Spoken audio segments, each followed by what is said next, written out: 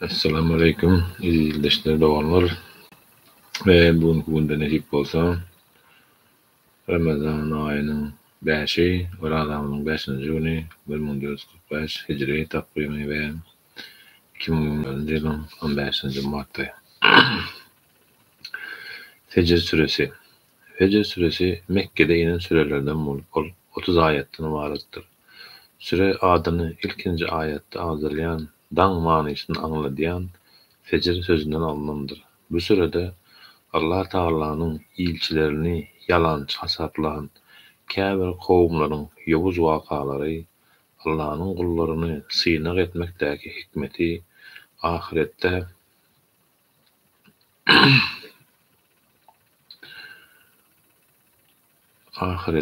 möminleriň we kafirlaryň gabat geljek ýagdaýlary beýan edilýär. Rahman we Rahim bolan Allah'ın ady bilen. Bismillahirrahmanirrahim. Seher bilen atan daňa, Qurban aýynyň başky 10 gijesine, ähli jübüt we täk zatlara, geçip barýan gije kasam bolsun.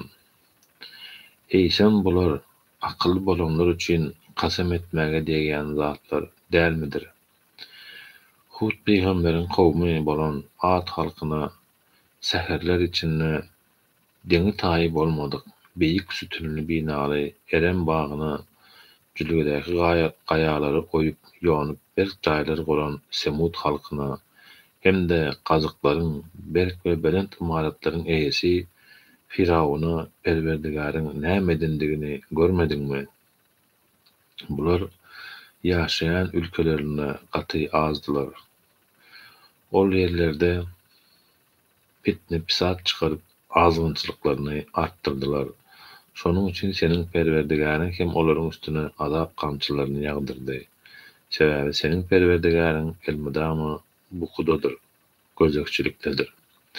Perwerdigary insany synak etmek üçin nygmatlaryny gark edende ol Perwerdigarym maňa nygmat eçildi, izzat hormat etdi diýer.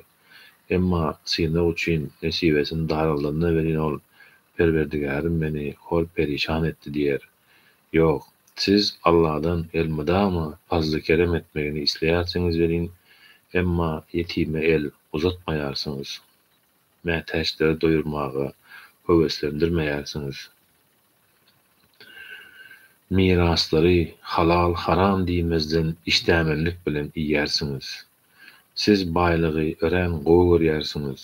Ýok, siziň bu edýän işiňiz düýbünden ýalňyş. Dünýä sasyp bölek bolan wagty Perwerdigariň gelenne perişkeleriň hatar düzülen wagty, dozak getirilen wagty insan diňe şol gün ýalňyşyna düşüner. Emma ol gün akyl ýetireniniň peýdasy ýokdur. Ol şol gün käşke bu ýaşaýşym üçin taýýarlyk gören bolsadym diýer. Inne şol gün onuň berjek azabyny hiç kim berip bilmez. Onuň daňan bagyny hem hiç kim daňyp bilmez. Ey aramlyga ýeten kişi, insan, sen Perwerdigaryna razy bolan halynda, onuň hem senden razy bolan halynda Perwerdigaryňe dolan. Sen meni ihlasly bendelerimiň hataryna goşulyp cennetime gir. Fecr suresi ve berde bize Allah Taala doğru yola gelmekligimizi, özümüze aňyky dünýämize hem taýýarlyk görmekligimizi, bu dünýä malyna ýapyşyp ýatmaklygymyzy düşündük, görkezýär, apaçyk ve sahih hadislere geçeli.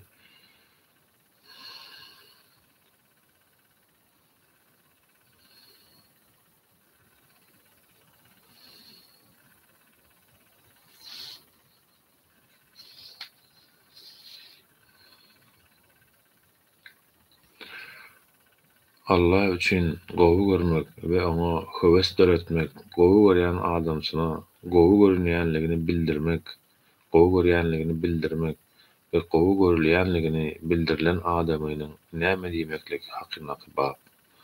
Allah Taala aýtdy: Muhammed Allah'ın peýgamberidir. Allah Taala aýtdy: Onun bilen bile bolan müminler kapırlara kaharly, öz arlaryna bolsa rehimli, mehriwandyrlar. Süren ahyrına çelli Fatih 29-njy sure ayeti. Allah Taala aýtdy, olardan musapirlerden öň Medine diýaryna yerleşen ve iman ihtikady mäkam tutan kimseler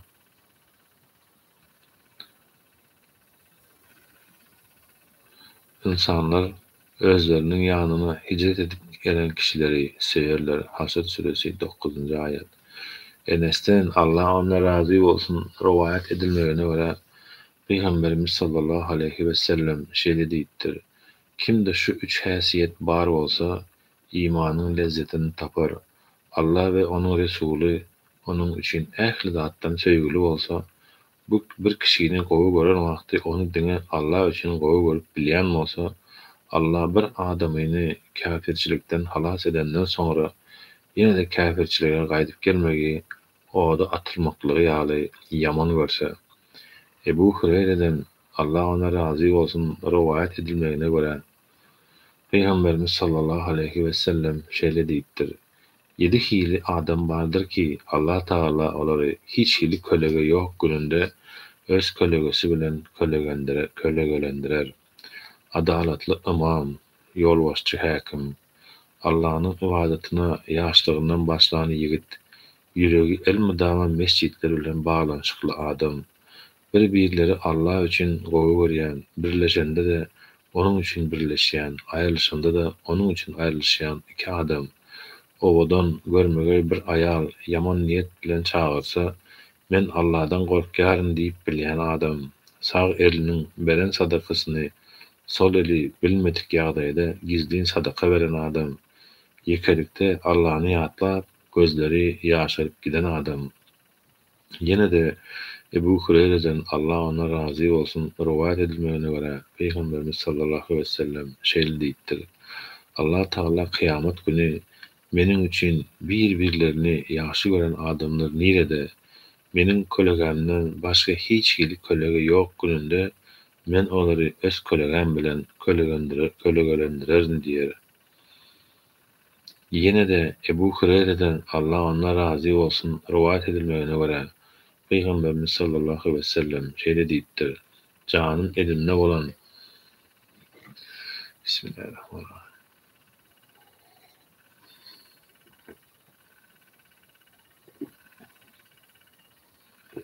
Elhamdülillah. Canım elinde bolan Allah'dan kasam içerin ki te iman getirýänçäňiz cennete girmersiniz ve iman getirmersiniz. Te bir-birlerinizi gowy görýänçäňiz. Aya men size bir zada öwredeýinmi? Eger siz onu etseňiz bir-birlerinizi gowy görseňiz aralaryňyzda salamy ýaýradyn. Ebu Hureyre'den Allah ona razı bolsun Peygamberimiz sallallahu aleyhi ve sellem'den şeýle rivayet edýär. Bir adam başga bir owadaky bir musulman dogany ziyaret etmek üçin barýarka Allah Taala onuň ýoluna bir periştäni goýdy.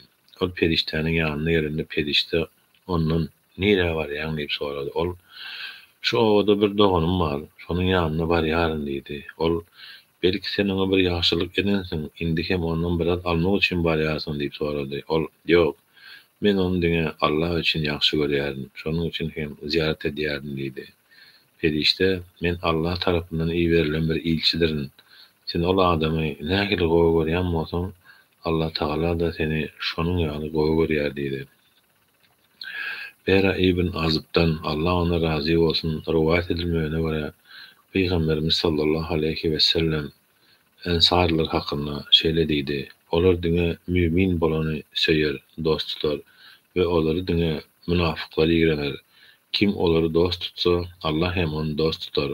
Kimde kimi yaman görse, Allah hem onu yaman görer. Muazdan Allah ona razı bolsun rivayet edilmegine görä men Peygamberimiz sallallahu aleyhi ve sellem'den şeýle eşitdim diýär. Allah Taala şeýle diýär. Meniň beýikligim üçin bir-birlerini gowy görýän adamlara peygamberleriň we şehitleriň gözleri gidip arzu etjek nurdan bolan minberler bardyr. Ebu İdris el-Havlani'den Allah ona rahmet etsin rivayet edilmegine göre ol şeýle diýýär. Bir gün men Damask mescidine girdim. Şonda men dişleri şöhret açyp duran bir ýigidi gördüm. Onuň daşynda bir topar adamlar bardy. Olar bir zatda düşünüşmeseler ondan sorardylar. Ol hem näme diýse şonu kabul ederdiler. Men adamlardan bu kim diýip soradym. Olar bu Muaz ibn Cebel diýdiler. Ertesi men mescide ir bilen geldim. Görsem ol menden hem ir gelipdir. Öyle hem namaz okap duran eken. Namazyny okap bolýançylar garaşyp durdum. Soňra onuň öňünden gelip ona salam berdim we Allaha kasam bolsun. Men sizi Allah üçin gowy görýärin diýdim. Ol Allah üçin gowy görýärmi diýdi. Men Allah üçin gowy görýän diýdim. Ol ýene-de Allah üçin gowy görýärmi diýdi. Men Allah üçin gowy görýän diýdim. Soňra ol meniň eşigimiň bir ujundan tutup meni özüne çekdi we şeýle diýdi. Sana boşluk bolsun. Men Peýgamberimiz sallallahu aleyhi we sellemden şeýle eşitdim. Allah Taala şeýle aýdar. Meniň ýolumda bir-birleri bilen dost bolanlara, meni razylygym üçin bir jaýda oturup söhbet kılanlara, meniň üçin birek-birege ziýarata baranlara, meniň hursantlygymy, degen şadlygymy gözläp mätäçlere, ilginiň peýdasyna mal pul sarp edenlere, meniň muhabbetim, mehribanlygym wajyp bolar. Olary dost tutaryn. Hadis sahih. Malik Muwatta'da da sahih isnad bilen rivayet etdir. Ebu Kerim el-Muqtat ibn Magdi Kerib'den Allah ona razı bolsun rivayet edilmegine göre Peygamberimiz sallallahu aleyhi ve sellem şeýle diýipdir. Bir kişi bir musulman doganyny ýagşy görse, ona ýagşy görýänligini habar bersin. Muazdan Allah ona razı bolsun rivayet edilmegine göre Peygamberimiz sallallahu aleyhi ve sellem onuň elinden tutup Ey Muaz, Allah'a kasam bolsun. Men seni ýagşy görýän we her namazdan soň Allahumma a'inni li zikrika ve şükrika ve husni ibadatika. Ey Allah, seni zikir etmek, sana şükür etmek ve sana ibadet etmekde bana yardım etdiğin dogany taşlamazlygy wesiýet edýärin diýdi. Enes'ten Allah ona razı bolsun rivayet edilmegine göre Peygamberimiz sallallahu aleyhi ve sellemin ýanynda bir adam durdy. Olaryň ýanyndan bir adam geçip gitdi. Ol, "Ya Resulallah, men bu adamy gowy görýän" diýdi. Peygamberimiz sallallahu aleyhi ve sellem, "Sen ona gowy görýänligiňi bildirdiňmi?" diýdi. Ol, "Ýok" diýdi. "Beýle bolsa, sen ona bildir" diýdi. Ol adam onuň ýüzünden ýetip, "Men seni Allah üçin gowy görýän" diýdim. Ol adam, "Onuň üçin meni gowy gördüren Allah Taala seni hem gowy görsün" diýdi. Hawa izleşler sahih hadislere göre ve aleyküm esselam bahtiyar gowmuşsunuz. Sağ olun memnunuz ki bile kabul bolsun. Allah Taala Müslüman doganlary, mümin gardaşlary bir-birine söýdirsin. Esasy hem bizi Türkmenistanlary bir-birimizi söýdirsin. Ýagşy günlerde görüşmek nesip eylesin ve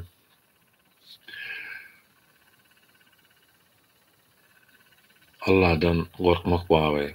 Allah Taala aýtdy: "Diňe menden gorkun." Bakara suresi 40-njy aýat. Allah Taala aýtdy: "Şek şüphesiz Perwerdigäriňiziň tutuşy gatydyr." Buruç suresi 12-nji aýat. Allah Taala aýtdy: "Perwerdigäriňiz ähli eýeleri zalim bolan şäherleri tutanma ine şeýdi tutar. Onuň tutuşy azaby ýowuzdyr we gatydyr." Elbetde bu kıssalarda ahiret azabından gorkan kişiler üçin ayet ibaratlar vardır. Ol gün barça adamlar toplanýan günüdür we ol gün hemmeleri häzir boljak günüdür. Biz ony diňe sanagly müddete barýança gijikdirip durarys bolany. Ol gün gelende bir jan hem gepläp bilmez. Meger diňe onuň Allah'nyň izni, ruhsaty bilen gepler. Biz ol güne toplanlaryň arasyna baxtsy hem bolar, baxtlysy hem. Biz indi bedbaht kimseler dozakda bolup bolar. Ol ýerde ahy perýatlar ederler. Allah Taala bizi huzuruny baxtly kimselerden eylesin inşallah.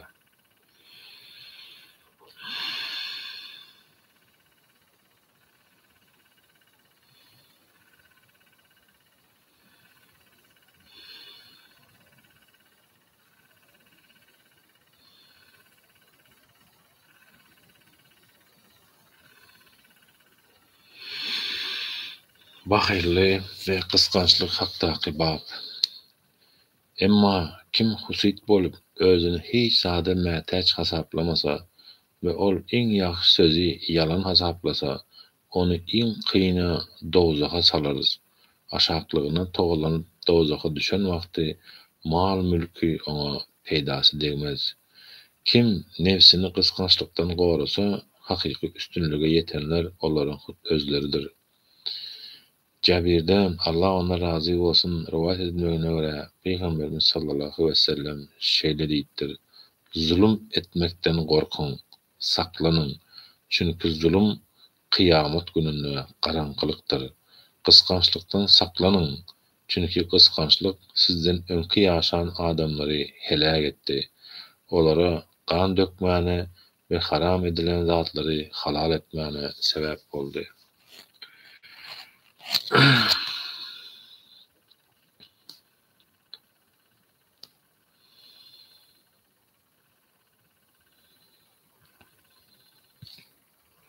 Başgalary özünden artyk tutmak we duýgudaşlyk baradaky bab. Hatda özleri mätäç bolsalar hem olary öňe sürdüler. Olara maddi kömek edilmegini teklip etdiler. Haşr suresi 9-njy aýat. Özleriniň seýen zatlarynyň Allahyň razylygyny kazanmak üçin garyp gasara, ýetim ýeşire tagam berediler. İnsan suresi 8-njy aýat. Ebu Hureyre'den Allah ona razı olsun rivayet edilmegine göre ol şeýle diýipdir. Bir adam Peygamberimiz sallallahu aleyhi ve sellemin ýanyna gelip oňa ýüzlenip "Ya Resulallah, men aç" diýdi. Peygamberimiz sallallahu aleyhi ve sellem aýallarynyň birine iýmany bir zatlar bermekleri üçin adam uğratdy.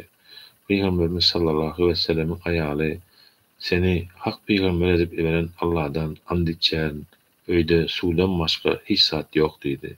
Soňra başga aýalynyň ýanyna uğratdy. Ol hem şeýle jogap berdi. Ähli aýallaryny uğratdy, olaryň hemmesi hem "Seni hak peygamber edip eberen Allah'dan and içýäris, öýde suwdan başga zat ýok" diýip jogap berdiler. Soňra Peygamberimiz sallallahu aleyhi ve sellem sahabalaryna ýüzlenip "Kim şu adamy bu giýje mehman alyp geler" diýdi. Ensarlardan bir adam "Men ya Resulullah" diýdi de öýüne alyp gitdi we aýalyna Peygamberimiz sallallahu aleyhi ve sellemin mehmanına hyzzet hormat edin diýdi. Başga bir rivayetde aýalyna "Sende öýde iýer ýaly zat barmy" diýip sorady. Ol "Ýok, çağalarynyň iýjek naharyndan başga hiç zat ýok" diýdi. Onda "Sen olary bir rada güýme, eger akşamlyk nahar iýmek isteseler, sen olary ýatyr" diýdi. Mehman öýe girende çyragyny söndür we bizem nahar iýip oturan ýaly görünür diýdi. Soňra olar saçagyň başynda geçip oturdular. Mehman garny doýurdy, olar bolsa aç ýatdylar. Ertesi gün ýerden öý eýesi Peygamberimiz sallallahu aleyhi ve sellemin ýanyna gelende Peygamberimiz oňa ýüzlenip "Allah taala bu giýje mehmanyňyza eden hezet hormatyňyza haýran galdy, ýagny hoşal, razy boldy" diýdi. Ýene de ondan Allah ona razı bolsun rivayet edilmegine göre Peygamberimiz sallallahu aleyhi ve sellem şeýle diýipdir. İki adamın iýjek tagamy, üç adamın tagamy, 4 adama yeterlikdir. Müslim'in Cabirden Allah olan razı bolsun rivayet edilen bir hadisine göre Peygamberimiz sallallahu aleyhi ve sellem şeýle diýipdir. Bir adamın iýjek tagamy, iki adamın 4 tagamy, 4 adamın tagamy bolsa 8 adama yeterlikdir. Ebu Sayyad al-Hudri'den Allah ona razı olsun rivayet edilmegine göre ol şeýle diýipdir. Günleriň birinde Peygamberimiz sallallahu aleyhi ve sellem bilen birlikde bir sapardadyk. Bir adam düýesine minip geldi de bir zatlar isleýän ýaly sağa çepe seretip başlady. Peygamberimiz sallallahu aleyhi ve sellem kimin ýanynda artykmaç binmäge düýe at ýaly ulagy bar bolsa ýoklara bersinler. Kimin artık yer içeri ýaly azygy bar bolsa ony azygy ýoklara bersinler diýip bir näçe görnüşli emnäkler sanady. Biz şol wagt hiç kimin artykmaç zady taklamaga hakyň ýokdugyna göz ýetirdik. Sahl ibn Sa'den Allah ona razı bolsun rivayet edilmegine göre bir ayal Peygamberimiz sallallahu aleyhi ve sellemin ýanyna elde dokulan bir eşik burda getirdi ve muny size giydirmek için öz ellerim bilen dokudum dedi. Peygamberimiz sallallahu aleyhi ve sellem ol eşige mätäç bolanlygy üçin aldy. Soňra ony izar hukmyny bilinden aşagyna sarap bizim ýanymyza geldi. Bir adam bu nähil owadan eken onu maňa beräý, men geýäýin dedi. Peygamberimiz sallallahu aleyhi ve sellem bolýa diýdi. Biraz oturandan soňra öýüne gitdi we onu epläp ol adama ugratdy. Adamlar ona sen muny oňarmadyň. Peygamberimiz sallallahu aleyhi ve sellemin özüne gerek bolturga sen onu soradyň. Bir zat dilenende ýok diýmeýänini bilibem. Sen ondan soradyň diýdiler. Ol adam Allah'dan and içýärdim. Men onu giymek üçin soramadym. Men onu özüme kepen bolar ýaly soradym diýdi. Sahyl şeýle dedi. Hakykatdanam ol eşik onuň kepeni boldy. Ebu Musa'dan Allah ona razy bolsun rivayet edilmegine görä Peygamberimiz sallallahu aleyhi ve sellem şeýle diýipdir. Aşgarylar taýpasy söwüş wagtyny azyk meselesinde kynçylyk çekenlerine ýa-da Medine'däki çağalarynyň iýmitleri azalanyna ellerindäki bar bolan zatlaryny bir saçaga jemläp belli bir ölçede gap bilen deň derejede öz aralaryna paýlaşadylar. Şonuň üçin hem olar menden, men hem olardandyrmyn. Ahiret baky dünýä bilen baglanyşykly meselelerde bäsdeşlik we oňa bereket getiren zatlary köpeltmäge synanyşmazlyk baradaky bab. Ýarışyk bolsalar insanlar bu cennete yetmek üçin ýarışsynlar.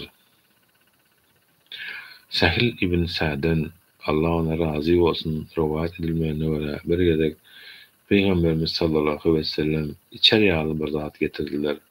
Ol hem ondan içdi. Onuň sağ tarapynda bir oglanjyk, çep tarapynda bolsa ýaşullar otyrdy. Oglana garap su içmek nowatyny ýaşullara bermege ruhsat berermisin diýdi. Oglan ýok, ýa Resulallah, Allah'dan and içýärin. Senden gelen nesibämi hiç kime bermerin diýdi. Soňra Peygamberimiz sallallahu aleyhi ve sellem onuň eline berdi. Ebu Hureyre'den Allah ona razy bolsun rivayet edilmegine görä Peygamberimiz sallallahu aleyhi ve sellem şeýle diýipdir. Bir gün Eyyub aleyhisselam ýalanyç suwa düşüp otyrka onuň üstünden altından çykyrtgeler ýagyp başlady. Eyyub hem olary çöpläp eşigine salyp başlady. Kudretli güýçli we beýik Rabbi ona ýüzlenip ey Eyyub, men seni bu görýän zatlaryňa mätäç bolmaz ýaly has baý etmedimmi näme diýdi. Ol Howwa izzatyndan güýjünden and içýärin etdiň. Ýöne seniň bereketinden doýma ýok diýip jogap berdi.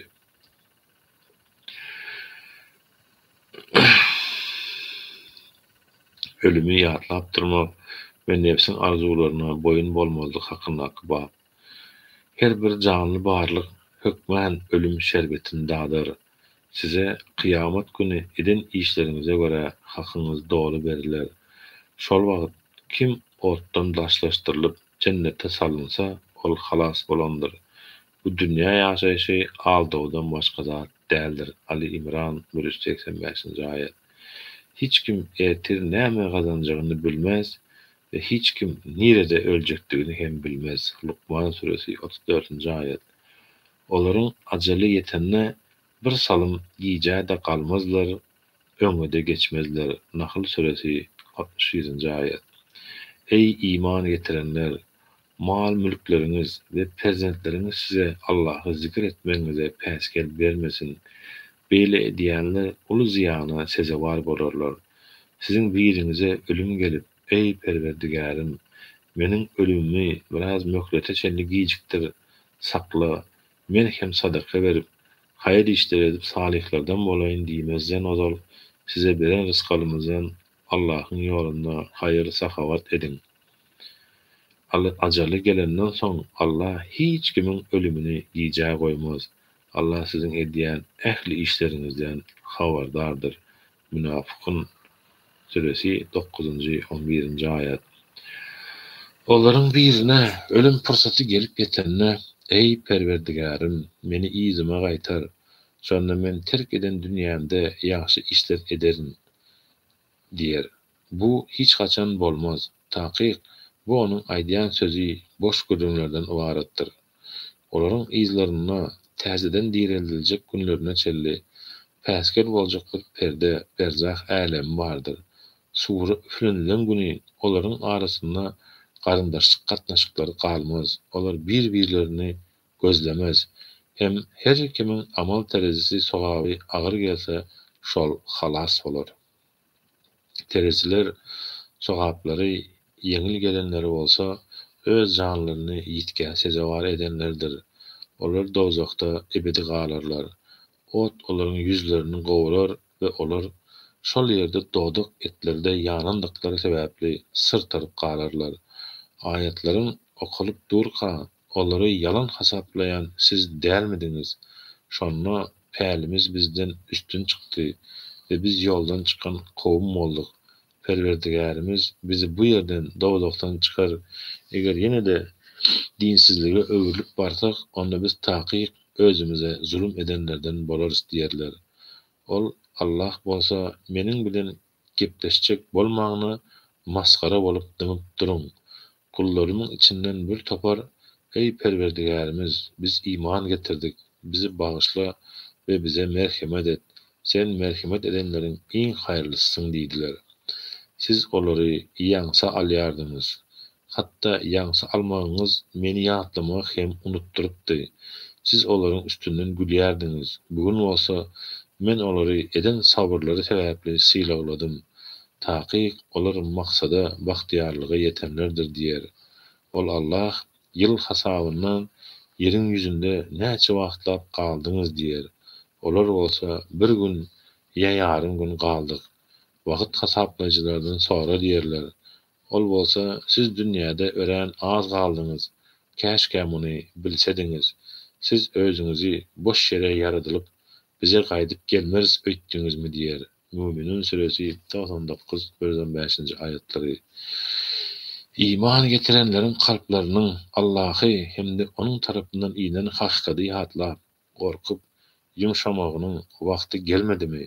Öň özlerine kitap berilip, üstünden uzak wagt geçenligi sebäpli ýürekleri gatylaşanlar ýaly doň ýürek bolmasynlar. Olaryň köpsi ýoldan çykan pasyklardyr. Hadid suresi 16 ayet. Bu bab hakynda ayetler köpdir. Olar bellidir. İbn Omar'dan Allah ona razı bolsun rivayet edilmegine göre ol şeýle diýipdir.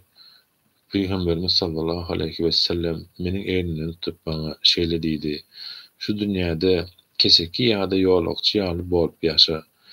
İbn Omar Allah ondan razı bolsun şeýle diýerdi. Akşama yetsen daňdagyna garaşma, daňdagyna yetsen akşama garaşma. Hastalykdan öň saglygyň, ölümünden öň dirligiň gadryny bil. Ýene-de onuň rivayet edilmegine göre Peygamberimiz sallallahu aleyhi ve sellem şeýle diýipdir. Wesiýet etmäne zady bar bolan bir musulmanyň wesiýet namasyny ýazman, iki giýjäni geçirmeklige haky ýokdur. Musulmanyň riwayatynda 3 giýje geçirmegi diýip gelýär. İbn Omar şeýle diýipdir. Peygamberimiz sallallahu aleyhi ve sellem şu aýdan sözlerini eşidelim bäri wesiýet etmän birje giýjäni hem geçirmedim. Enes'ten Allah ona razı bolsun rivayet edilmegine göre ol şeýle diýipdir. Bir geze Peygamberimiz sallallahu aleyhi ve sellem bir näçe çyzyklary çyzyp şeýle diýdi. Bular insanyň arzu istekleri, bu da onuň ajalydyr. Ol özüniň hayallarynyň içinde ýaşap ýörkä, birden iň ýakyn çyzygy bolan ölüm çyzygy onuň garşysyna çykar. İbn Mesud'dan Allah ona razı bolsun rivayet edilmegine göre ol şeýle diýipdir. Bir gezek Peygamberimiz sallallahu aleyhi ve sellem yere dört burç görünüşli bir çyzyk çizdi ve onuň ortasyndan bir tarapyny kesip daşyna çykyp geçen bir gön çyzyk çizdi. Soňra ortadaki çyzygyň bir tarapyndan bir näçe kiçirak çyzyklar çizdi da olary görkezip şeýle diýdi. Bu bir insandyr. Daşyny gurşap alan onuň ajalydyr. Daşynyň çykyp giden çyzyk bolsa, onuň arzuw umytlarydyr. Ortadaky kiçizikler onuň başyna gelen dertleridir. Birinden gutulsa, başgasy geler. Ondan gutulsa, ýene biri geler. Ebu Hureyre'den Allah ona razı bolsun rivayet edilmegine göre Peygamberimiz sallallahu aleyhi ve sellem şeýle diýipdir. 7 zat gelmezden öň haýyrly sowap işler etmäge howlugyň. Ýogsa siz her zady unutdurýan garyplykdan, azdyrýan baýlykdan, bedenini zaýalayan hastalykdan, ejizledýän garrylykdan, duýdansyz gelýän ölümden, garaşylýan zatlaryň iň erbedi bolan decjaldan, ondan has gorkuly ajy boljak kıyamat gününden başga bir zada garaşýaňyzmy? Ýene de ondan rivayet edilmegine göre Peygamberimiz sallallahu aleyhi ve sellem şeýle diýipdir: Lezzetleri kesiji zady, ýagny ölümi köprek ýatlaň. Übbey ibn Kab'den Allah ona razı bolsun rivayet edilmegine göre bir gün Peygamberimiz sallallahu aleyhi ve sellem giýjäň üçden biri geçenne uykusundan oýanyp turdy da şeýle diýdi: Ey adamlar, Allahy ýatlaň. Birinji sürnaýyň wagty geldi. Izynyň ikinjisem geljekdir. Ölüm özüne degişli zatlaryň hemmesini alyp geldi. Ölüm özüne degişli zatlaryň hemmesi özü bilen alyp geldi. Men oňa ýa Resulallah, men sana köp salawat aýdýan, näçerek aýtsam has gowy bolar diýip soradym. Ol istediğinçe diýip jogap berdi. Men duga dileglerimiň 4den birini salawat etsem bolarmy diýdim. Ol istediğinçe et, ýöne köprek etseň seniň üçin has gowy bolardy diýdi. Men ýaryn diýdim. Ol istediğinçe et, ýöne köprek etseň seniň üçin has köp sowaply bolardy diýdi. Men 3den birini diýdim. Ol istediğinçe et, ýöne köprek etseň seniň üçin has gowy bolar diýdi. Beýle bolsa, men dugalarymyň hemmesini sana salawat edip geçirjek diýdim. Ol onda aladalardan, kynçylyklardan halas bolarsyň we günählerin bagyşlanar diýdi.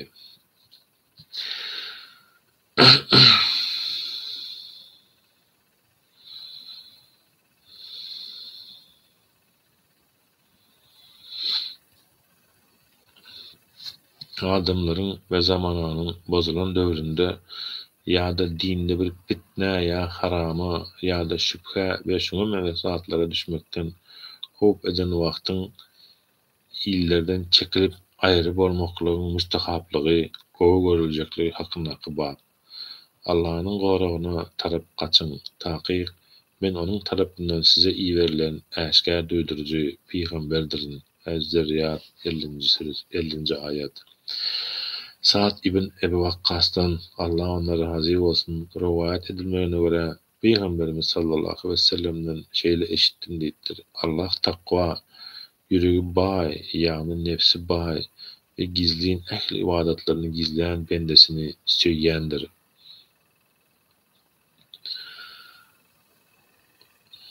Ebu Sayyad al-Hudri'den Allah ona razı bolsun rivayet edilmegine göre ol şeýle diýipdir.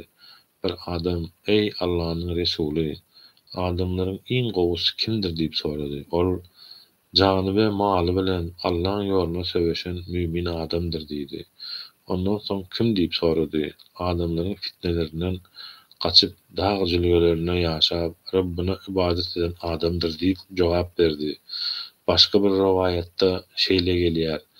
Allah'a takwaçylyk edýän we hiç kime ziyan bermeýän adamdyr.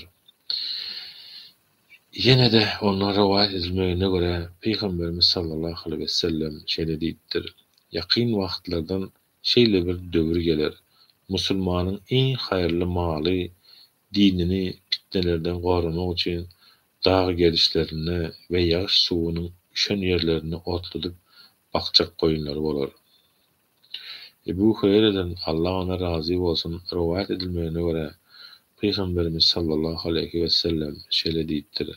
Allah'ın iyi veren her bir peygamberi goýun bakyp görendir. Sahabalar, ya Resulallah, senem mi diýip soradylar. Ol, hawa Mekkelilerin mallaryny Bir näçe karalit garşylygyna bakypdym. Ýagny ujypsyza pula diýdi. Ebu Hureyre'den Allah ona razy bolsun rivayet edilmegine görä Peygamberimiz sallallahu aleyhi ve sellem şeýle diýipdir. Adamlaryň içinde iň haýyrly durmuş ýoluny tutanlaryň biri Allah ýoluna söwüşmek üçin atynyň jylawyndan berk ýapyşan adamdyr. Ol adam söwüşe çağrylan wagty ýa-da kömek soralýan bir ses eşidende atyna minip özüni ölümün gezýän ýerlerine şol tarapy ölümüne boyun bolup atynyň jylawyndan tutup uçup barar. Ýa-da adamlaryň içinde iň haýyrly durmuş ýoluny tutanlaryň ýene-de biri depeleriň ýa-da jülgeleriň birinde özüniň goýunçyklaryny bakyp namazyny okar, zekatyny berer, ölünçäde Rabbyny ibadet eder, adamlar bilen ýaxşy gatnaşyk edip beren adamdyr. Sadakallahul azim. Subhane rabbike rabbil izzati amma yasifun ve selamun murselin. Ey Allah'ım ya Rabbim ve azze bizi doğru yoldan ayırmasın, sırat-ı müstakim üzere daim ve kaim eylesin. Allah Teala'nın tevhidini, Kur'an-ı Kerim'i birek aytmaktan ziyade yaşamaklarımızı müyesser eylesin. Yurdumuzda diri dul, diri yetim, diri yesir kalmasın.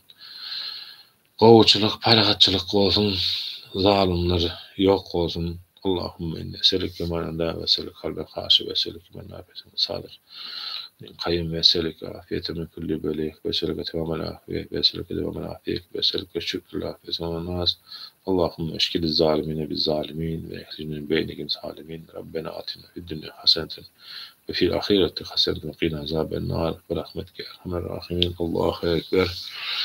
Allah-u Teala mübarek Ramazan ayında aradalarımız kabul eylesin.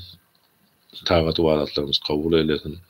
Niyetlerimize kavuştursun inşallah. Yurdumuzda, mukaddes topraklarımızda az birlik içinde yaşamakları ve gelecek nesile hem gowy bir durmuş, gowy yurt koyup gitmekleri müyesser eylesin.